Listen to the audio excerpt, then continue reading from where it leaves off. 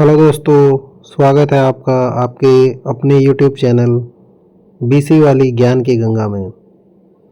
तो अभी हम लेके आए हैं आपके लिए बैंकिंग स्टैटिक्स का जो पार्ट है, banking awareness series chapter 1 history and type of banking. तो स्टैटिक पार्ट जो हमारा बैंकिंग में काफ़ी मार्क्स जो है कवर करता है, 10 to 15 मार्क्स जो हमारे स्टैटिक्स बैंकिंग से रहते हैं। इसी चीज़ को हम जो है कंटिन्यू करेंगे एक सीरीज के रूप में। तो आज हमारा चैप्टर फर्स्ट है history and types of banking. दोस्तों, इंट्रोडक्शन में हम पढ़ेंगे कि banking is the business activity of accepting, safeguarding and lending money. These are the function of a bank. Core functions are accepting deposit, तो bank हमारा जो है deposit accept करता है from individuals and business for safekeeping in saving और checking accounts। Second दोस्तों, providing loans. Bank sector जो है लैंडिंग करते हैं out that pooled money to borrowers for mortgages, car purchase, basically car loan हो गया, बिजनेस एक्सपेंशन बिजनेस लोन्स हो गए, हाउस के लिए हाउस लोन देते हैं। These kind of things will be happen through the providing loans from banking.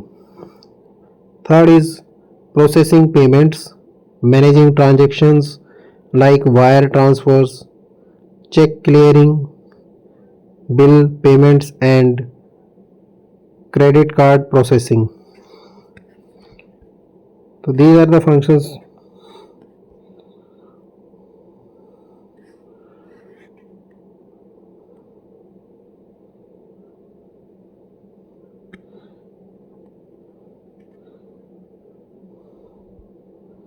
These are the function of banking.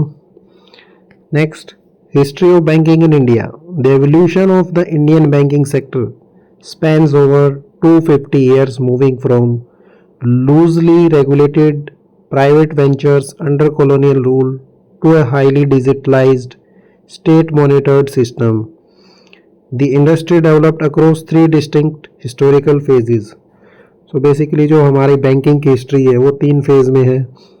किस तरीके से वो जो 250 साल की 250 साल की जो ये जर्नी है वो कैसे रही, वो 3 फेज में इसको हमने डिवाइड किया है।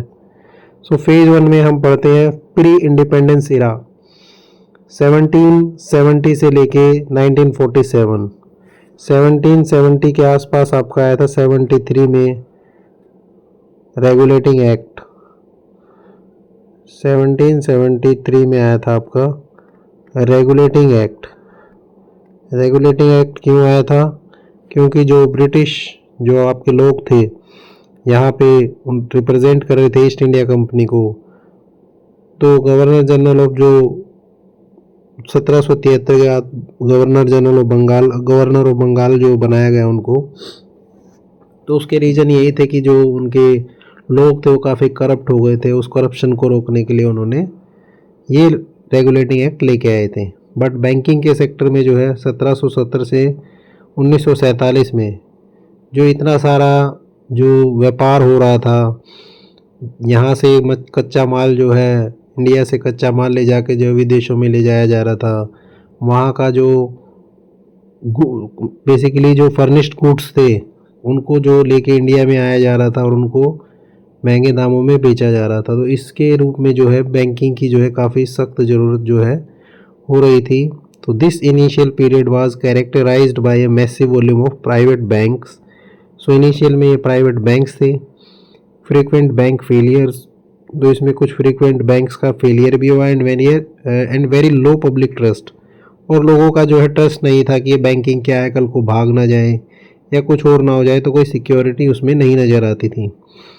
Now earliest institutions, the Bank of Hindustan was established in 1717 Calcutta as India's first modern bank, but it ultimately folded in 1832।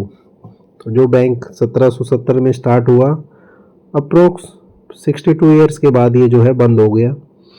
The Presidency Bank, Hindustan Bank of Hindustan के बाद आया प्रेसिडेंसी बैंक।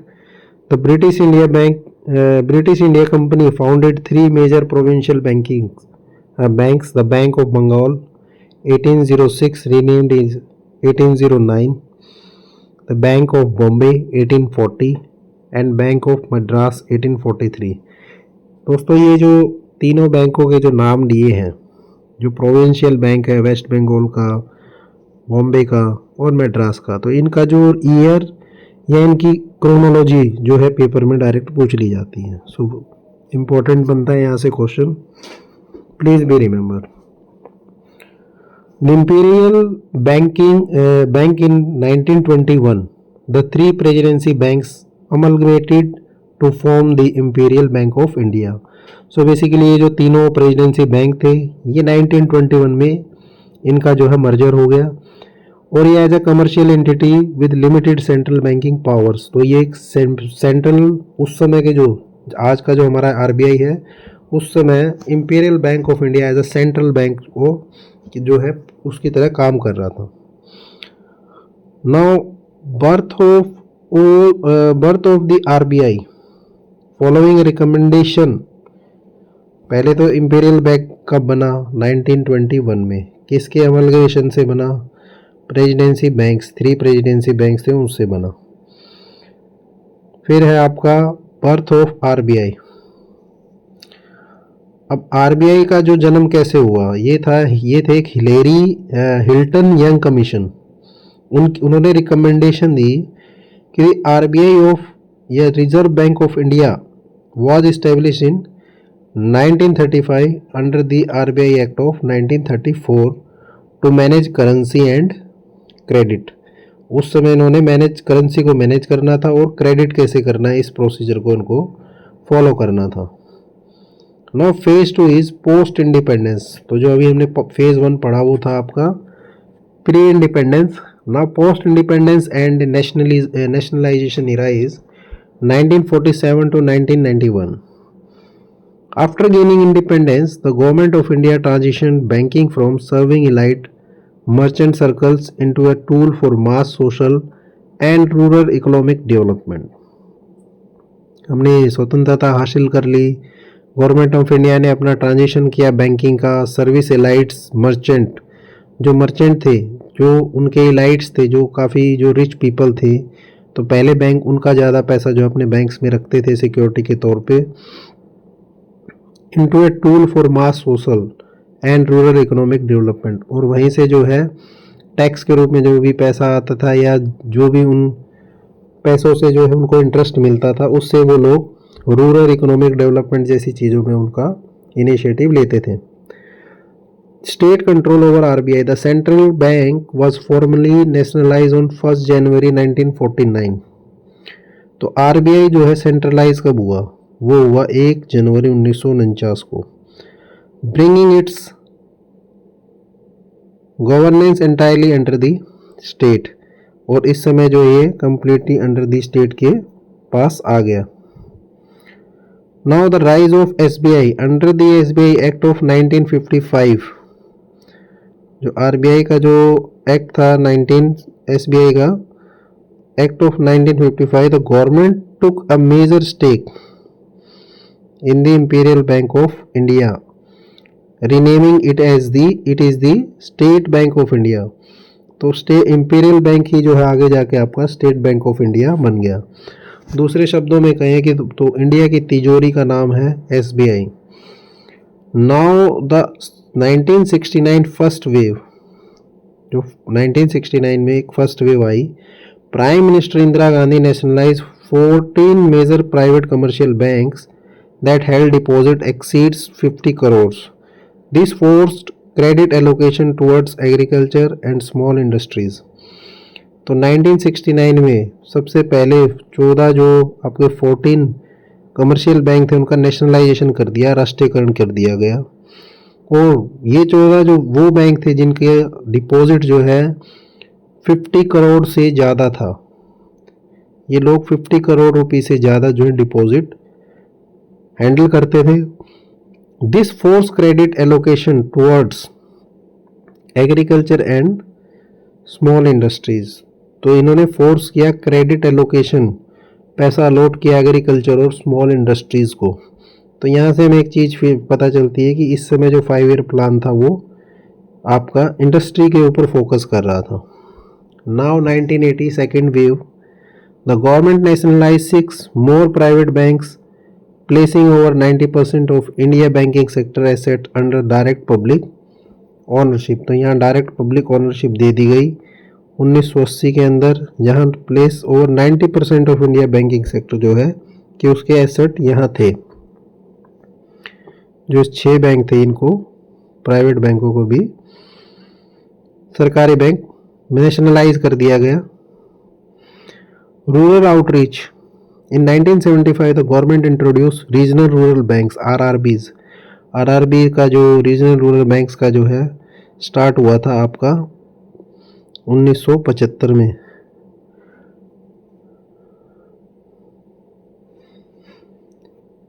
ये टैकल करते थे persistent credit gap in agrarian community. तो गांव में कौन है, रीजनल रूरल बैंक्स में आपके किसान लोग हैं, तो उनके बीच में जो फाइनेंशियल इंक्लूजन का जो गैप था उसको फिल करने के लिए ये जो है RRB का स्टार्ट किया गया।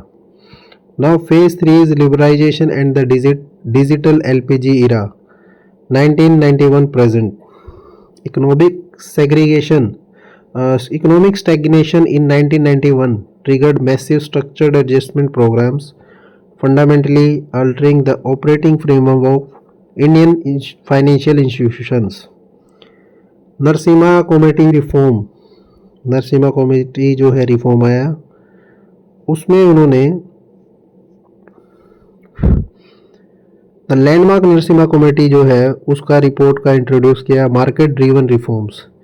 इसमें क्या किया गया, मार्केट को कैसे आपको ड्रीवन करना है, उसके जो है रिफॉर्म्स क्या हो सकते हैं उसके ऊपर फोकस किया गया। ICICI bank reduce government mandates and responded the sector in private entry. तो इन्होंने जो है रिड्यूस किया गवर्नमेंट मैंडेट्स को एंड रीओपन किया सेक्टर को प्राइवेट एंटिटी के लिए, जो भी प्राइवेट एंट्री थी उनके लिए इन्होंने ऑन किया। टेक न्यू प्राइवेट प्लेयर्स, तो न्यू प्राइवेट प्लेयर्स आपके क्या क्या थे, licence were granted to modern tech focused private sector corporation giving use to entities like ICICI bank, HDFC bank and Axis bank. तो ये मेजर 3 बड़े bank जो आज भी हैं, इन प्राइवेट सेक्टर बैंकों को भी जो है मौका दिया गया और ये लोग, ये जो बैंक है काफ़ी अच्छा कर रहे हैं टिल नाउ। टेक्नोलॉजिकल शिफ्ट हुआ है। The late 1990s and 2000s saw the deployment of core banking solutions, the roll out of nationwide ATMs, auto teller machines and the launch of internet banking facilities जो आजकल हम देख रहे हैं। The fintech explosion, now फिर fintech आ गया है। फिनटेक के अंदर क्या क्या है आपका, UPI है, यूनिफाइड पेमेंट इंटरफेस, जो कि सब्सिडरी है किसकी, NPCI की, जो by the NPCI national payment corporation of India transform banking into a highly accessible instantaneous mobile infrastructure. तो आजकल आपका जितना भी ट्रांजैक्शन हो रहा है वो किससे हो रहा है, ऑनलाइन हो रहा है, UPI कर रहे हैं सब। तो ये फिनटेक्स एक्सप्लोजन है। Now consolidation strategy to build global scale, the government orchestrated massive public sector bank mergers, trimming down dozens of legacy institutions into a few robust mega banks. तो इन्होंने जो है मेगा बैंक्स में जो इनको रोबस्ट करके बनाना शुरू कर दिया है। Now different type of banking दोस्तों, the banking sector is divided into several distinct types, each designed to serve specific customers, financial needs and economic goals. तो दोस्तों बैंकिंग सेक्टर को जो है लोगों की ज़रूरत के हिसाब से जो है उसे डिज़ाइन किया गया है। उनको किसी स्पेसिफिक कस्टमर को टारगेट करना है तो स्पेसिफिक उसके लिए अलग बैंक के जो प्रोविजन हैं। फाइनेंशियल नीड्स है तो उनके लिए अलग अलग फाइनेंशियल नीड्स आपको डिफरेंट तरीके से हो सकती है, किसी को कार लेनी, किसी को घर बनाना है, या किसी को एजुकेशन लोन लेना है, various type of loans available, या किसी को बिजनेस करना है, तो उससे इकोनॉमिक गोल्स भी आपका होता है। नाउ फर्स्ट है रिटेल बैंकिंग। रिटेल से ही पता चल रहा है दोस्तों, हम जो छोटे दुकानदार जैसे रिटेल शॉपर होते हैं वैसे ही आप बैंकिंग में भी रिटेल बैंकिंग होती है, also known as consumer banking. तो इसे कंज्यूमर बैंकिंग भी बोलते हैं। जैसे आप और हम जैसे लोग जो बैंक में खाता खुलवाते हैं, फिर उसमें कुछ ना कुछ मंथली क्रेडिट होता है, डेबिट होता है, these things known as retail banking. तो इसमें जो है इंटायरली ऑन इंडिविजुअल कंज्यूमर पे जो है फोकस किया जाता है rather than large corporation. Customer जो है everyday individuals and house holds, जो चीज़ें हैं उस पर ये हमारे कस्टमर होते हैं इस बैंकिंग के अंदर। सर्विसेज जो है checking account, saving accounts, debit credit cards, home mortgages, car loans and personal certificate of deposits, ये सब सर्विसेज ये प्रोवाइड करते हैं।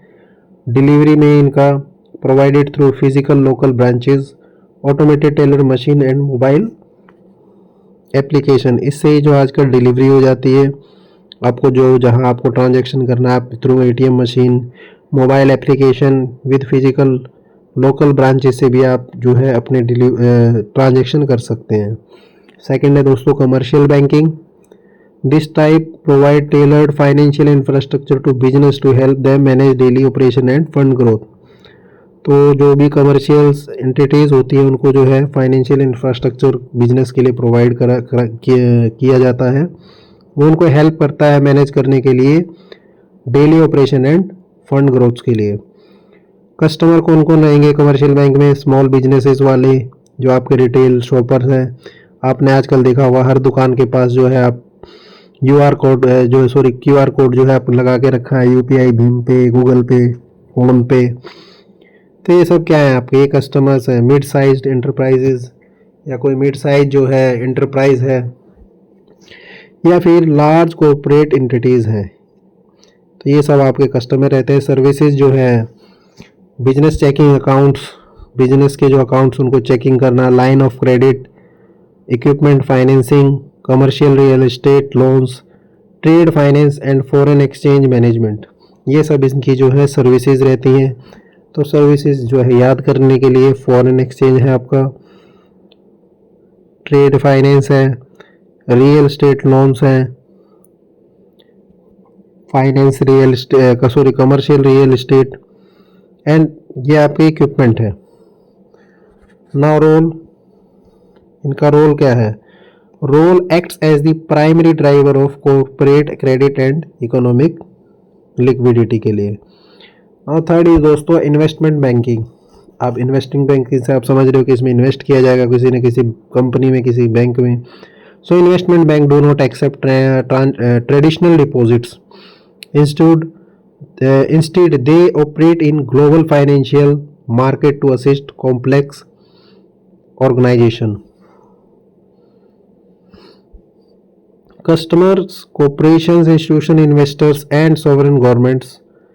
सर्विसेज आपको जो देते हैं under writing, initial public offering, IPOs में जो भी होती है इन्वेस्टमेंट में, जो भी कोई शेयर्स लेके आ रहा है अपना लिस्टेड कर रहा है कंपनी को, तो वो अपना IPO लेके आता है, उस समय ये जो है इन्वेस्टिंग बैंकिंग होती है। Structuring mergers and acquisitions, corporate restructuring and high volume asset trading. जब भी आप लोग इन्वेस्टमेंट करते हैं, IPO लेते हैं, तो आप किसी भी बैंक में जो है उस पैसे को किसी बैंक के थ्रू जमा करते हैं, तो उस बैंक की जो है ये लाइबिलिटी होती है, ये वो स्ट्रक्चरिंग कर रहे हैं वहाँ पे, उन्होंने मर्जर किया है और उसको एक्विजिशन कर रहे हैं कि कैसे उसको एक्वायर कर सकते हैं। Now role is here helps large institution raise capital through debt and equity markets. इसमें जो है इनका रोल है हेल्प करना, लार्ज बड़े जो इंस्टीट्यूशन है वो रेज करेंगे कैपिटल, अपने फंड को, जो अपने कैपिटल को रेज करेंगे थ्रू डेट, या तो उधार के माध्यम से, या इक्विटी मार्केट, या इक्विटी मार्केट से। नाउ कमर्शियल बैंकिंग के बाद आता है दोस्तों आपका central banking. A central bank is an independent national institution that oversees an entire country monetary framework. So हमारा सेंट्रल बैंक है RBI।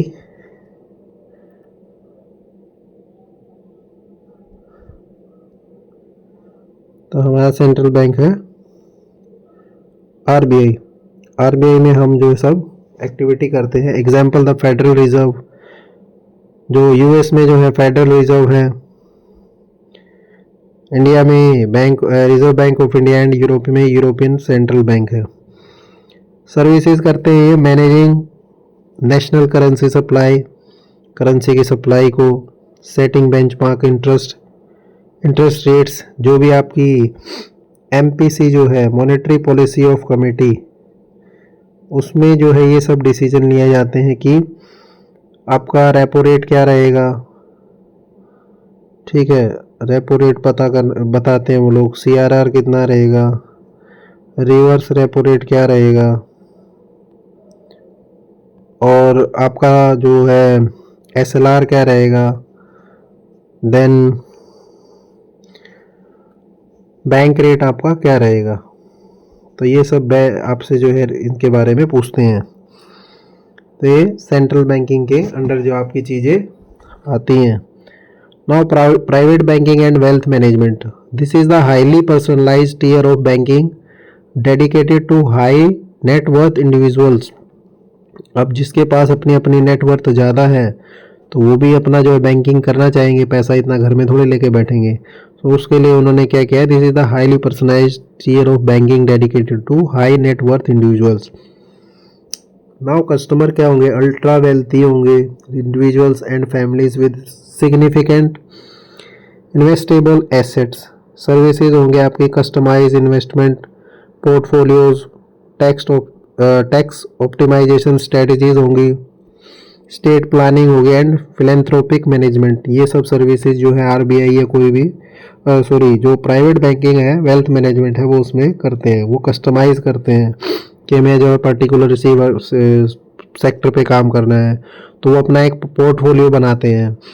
वो उनको आईटी सेक्टर या फिर मेडिसिन के सेक्टर में, फार्मा सेक्टर में जाना है, या फिर उनको मेटल के सेक्टर में जाना है, they will decide there core interest of their portfolio. अपना टैक्स ऑप्टिमाइजेशन स्ट्रेटजी करते हैं, वो अपना टैक्स बचाने के लिए अलग अलग स्ट्रेटजीज बनाते हैं। स्टेट प्लानिंग करते हैं, अपनी एसेट्स का जो स्टेट प्लानिंग करते हैं, एंड फिलेंथ्रोपिक मैनेजमेंट, और अपनी जो है फिलेंथ्रोपिक मैनेजमेंट भी करते हैं। अप्रोच क्या है इनकी, assign a dedicated relationship manager to handle और financial aspect of client life.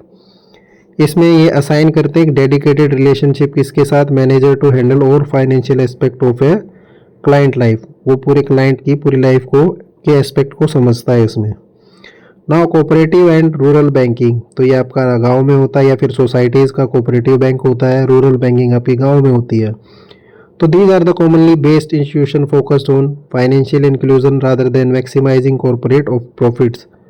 Customer farmers, rural labours, small cottage industries and low income urban groups, ये जो इसके कस्टमर रहते हैं। सर्विसेज किसको देंगे, माइक्रो लोन्स देना है, एमएसएमई लोन्स जो हैं वो, एग्रीकल्चर क्रेडिट कार्ड पे जो लोन है, क्रॉप इंश्योरेंस क्या है, एंड सिंपल सेविंग मैकेनिज्म क्या है, वो सब उनको बताया जाता है। नाउ स्ट्रक्चर है इसका, owned and operated democratically by the members who utilise the bank services. Now digital and new banking, आज के टाइम क्या चल रहा है, डिजिटल बैंकिंग चल रही है। A modern banking evolution operating entirely without A legacy brick and mortar footprint, without किसी भी ब्रिक और मोटार के फुटप्रिंट के जो है ये काम करती है। बैंकिंग का जो एवोल्यूशन हुआ है वो कैसे, डिजिटाइज होने से आपके पास हर चीज़ का जो है शॉर्ट सॉल्यूशन है, mode of transfer of balance बड़ा इजी हो गया है। नाउ सर्विसेज ये क्या क्या देंगे, entirely app based accounts, automated budgeting tools, instant peer to peer payment and algorithm savings. Now structure है इसका, operates completely in cloud via smartphone application, से ये स्मार्ट जो है काम करता है। नाउ पैरा बैंकिंग दोस्तों, para banking refer to corporate activities undertaken by A bank that sit outside its core day-to-day operation of accepting deposit and extending loans। तो para banking क्या करता है दोस्तों, ये कॉरपोरेट एक्टिविटीज़ में जो है पार्टिसिपेट करता है बाय बैंक, एक बैंक के थ्रू, that sit outside its core, जो अपने कोर से बाहर बैठा होता है, day to day operations of accepting. Suppose दोस्तों ये बैंक है, अब यहाँ कोई आदमी जो है ये पैरा बैंकिंग की बात कर रहा है, ये कोर डे में क्या करता है, by bank that sit outside its core, तो सपोज ये इसकी कोर है, बट ये इसके आउटसाइड में बैठा है, कहीं कहीं ये इधर बैठा है। Now day to day operation they are accepting deposit, ये डिपॉजिट ले रहे हैं अलग अलग ब्रांचेस से, एंड एक्सटेंडिंग लोन, और ये लोन्स बांट रहे हैं। लोन जो है ज़्यादा दे रहे हैं, आप 5 लाख के एलिजिबल, आप 10 लाख के लिए, इस तरीके से।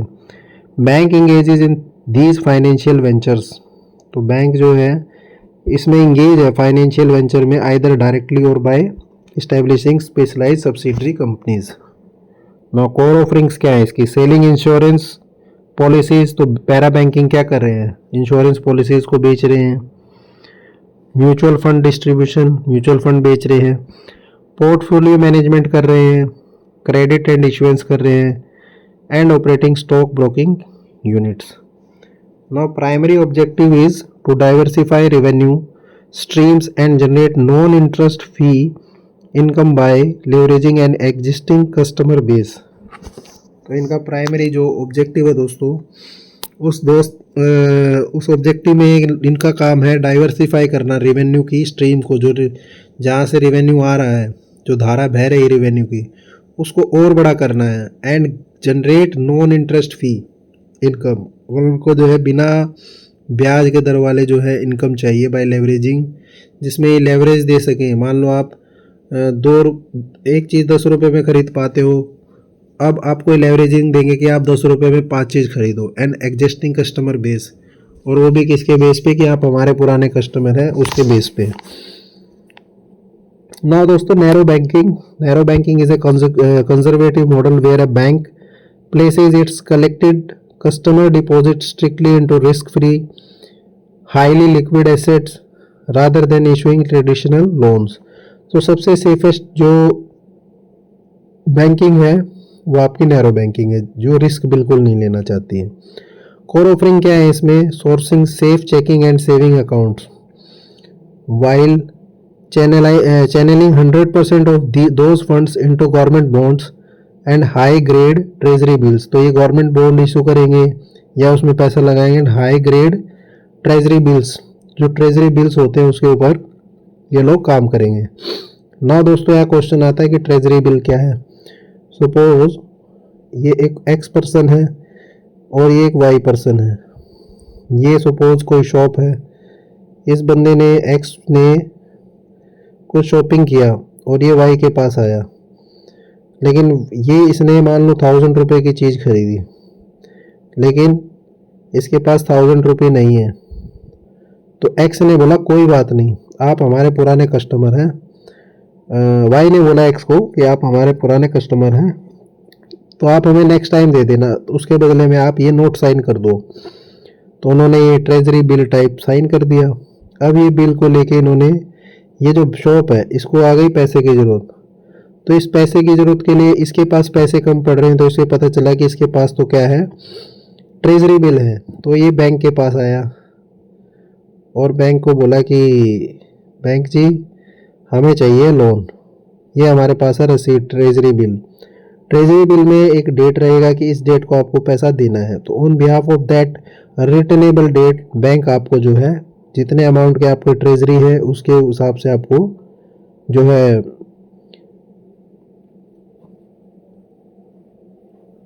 ट्रेजरी में जो भी आपका ट्रेजरी नोट्स के हिसाब से आपको पैसे वो दे देगा कि आपका कितने रुपए का वो ट्रेजरी बिल है। ये समझाने के लिए था just.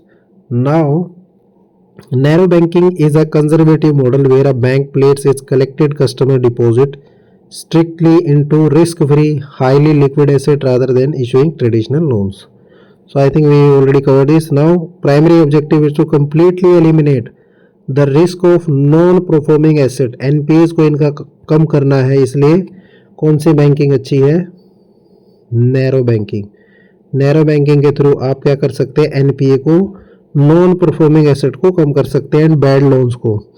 Ensuring absolute safety for depositor money, और ये डिपॉजिटर जो डिपॉजिट कर रहा है उसकी मनी को भी जो क्या कर रही है, सेव कर रहे हैं। ना दोस्तों ऑफशोर बैंकिंग, ऑफशोर कैसे होगी?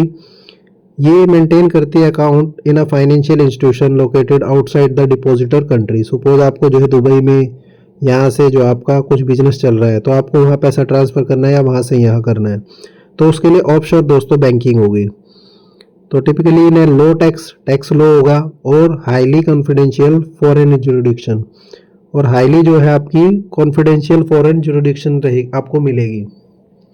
कोर ऑफरिंग क्या है इसमें? Multi currency account, foreign asset holding, international wire routing and wealth shielding services. Now primary objective is to legalistically minimise tax liability को कम करना, प्रोटेक्ट एसेट को प्रोटेक्ट करना from domestic political instability and maintain strict financial privacy. तो ये जो है offshore banking होती है। Now green banking is integrates environmental, social and governance ESG factor into traditional operation choice to promote ecological sustainability. तो ये जो है इकोनॉलॉजिकल सस्टेनेबिलिटी के लिए है। कोर ऑफरिंग इसमें क्या होगी दोस्तों? Lower interest rates for electric vehicle और solar installation loans, paperless digital accounts and capital funding for renewable energy setups. तो ग्रीन के अंदर है दोस्तों हमारा जो भी आप सेटअप कर रहे हैं, कौन सा कोर ऑफरिंग क्या है इनकी सेटिंग करना क्या है, किस चीज़ को आपको जो भी रिन्यूएबल एनर्जी सोर्सेज है उसके ऊपर फोकस करना है। इससे ऑब्जेक्टिव इनका क्या रहेगा? To reduce carbon footprint of the banking industry and actively discharge the financing of polluting fossil fuel industry. जो हमारा फॉसिल फ्यूल है उसको भी इंडस्ट्री को हम डिस्करेज कर सकते हैं इन इनिशिएटिव से, ताकि वो जो रिसोर्सेज हो लॉन्ग टाइम तक हमारे साथ बने रहें। ना होलसेल बैंकिंग इज दोस्तों जहां बड़े ट्रांजैक्शन जो बल्क में ट्रांजैक्शन किए जा सके। ये high volume highly customise financial infrastructure है जो massive cooperative entities and institution clients के लिए बना हुआ है। Now core offering is multi $1 million commercial loans, complex currency exchange management, large scale trade finance and corporate cash management system. ये सब जो है इसके कोर ऑफरिंग्स हैं। Now primary objective is to service the massive financial transaction required by multinational corporations, fund managers and government bodies के द्वारा जो है ये किया जाता है। नाउ यूनिवर्सल बैंकिंग, जिसमें यूनिवर्सल में सब कुछ होता हो। Universal banking is A comprehensive financial model that merges commercial banks, investment bank and insurance services under one single corporate umbrella. Means एक बैंक वन स्टॉप सॉल्यूशन। आप एक बैंक में गए, आपको वहाँ जो है खाता ओपन करना है, आपको एफडीज करनी है, आपको जो है लोन लेना है, आपको आईपीओ खरीदना है, या आपको कुछ गोल्ड लोन लेना है, आपको कोई लैंड मॉर्गेज पे रखना है, कोई स्टॉक ब्रोकिंग करना है, आप एसेट मैनेजमेंट करना है, तो ये कोर ऑफरिंग आपके लिए यूनिवर्सल बैंकिंग देते हैं। Now primary objective is to act as complete one stop financial supermarket. तो इसका ऑब्जेक्टिव ये है कि हम एक फाइनेंशियल सुपरमार्केट बनाएं for both individual and retail client and massive cooperative conglomerates. जितने भी बड़े बड़े या तो इंडिविजुअल रिटेलर्स क्लाइंट है या मैसिव जो कोऑपरेटिव कॉन्ग्लोमरेट्स हैं, जैसे अडानी है, अंबानी है। Now Islamic banking is banking that an asset backed financial system operating in strict compliance with शरिया Islamic law which provides the collection of payment of interest रिबा। तो इस्लामिक जो बैंकिंग है उसमें rate of payment of interest को बोलते हैं रिबा। Core offering is to profit and loss sharing contracts, मुदरबा कॉस्ट प्लस फाइनेंसिंग, मुरबाहा लीजिंग स्ट्रक्चर्स, इजराहा एंड इंटरेस्ट फ्री बॉन्ड्स। तो ये नाम आप याद कर सकते हो दोस्तों, ये पेपर में पूछे जा सकते हैं। कौन सा सही है कौन सा नहीं है? Match the following.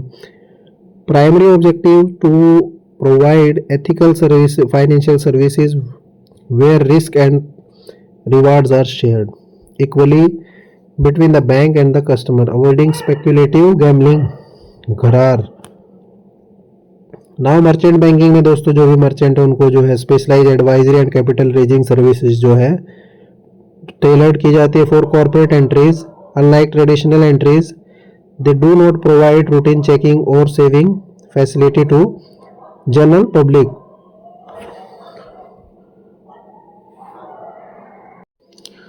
हाँ दोस्तों, मर्चेंट बैंकिंग में जो है स्पेशलाइज एडवाइजरी है, कैपिटल रेजिंग सर्विस है, जो टेलर करती है कॉर्पोरेट एंटरप्राइजेस को, like traditional institution, they do not provide routine checking और saving facilities to the general public. Core offering क्या है इनकी, ये मैनेज करते हैं आईपीओस को, अंडरराइटिंग कॉर्पोरेट शेयर को, advising on cross border mergers and acquisition, M&A, cross border merger and acquisition को कौन देखता है, वो देखता है दोस्तों आपका merchant banking. And structuring corporate debts, debts primary objective is to act as financial consultant and syndicators that help mid to large scale businesses raise equity capital from institution vendors। तो ये बड़ी बड़ी लार्ज एंटिटीज से जो इनका business चलता है, जिसमें इक्विटी कैपिटल इनके पास होती है किसी इंस्टीट्यूशन में, और ये फाइनेंशियल कंसल्टेंट रखते हैं और सिंडिकेट करते हैं। पैसा आपको जो है यहाँ से वहाँ दूसरी जगह ट्रांसफ़र करना है तो ये सिंडिकेटिंग करते हैं। ना दोस्तों प्रैक्टिस क्वेश्चन है हमारे पास। Which bank was establish in 1770 as the very first modern bank in India. So Bank of Hindustan जो है हमारा दोस्तों बना था बी 1770 में कलकत्ता के अंदर।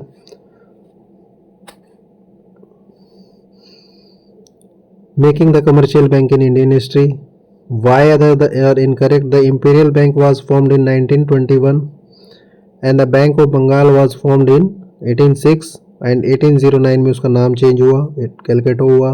And State Bank of India was created in 1955।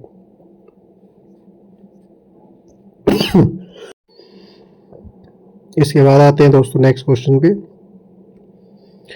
In which year did the government of India nationalise the first wave of 14 major private commercial banks. तो 1969 में जो है ये हमारे 14 बैंकों को जो है नेशनलाइज किया गया।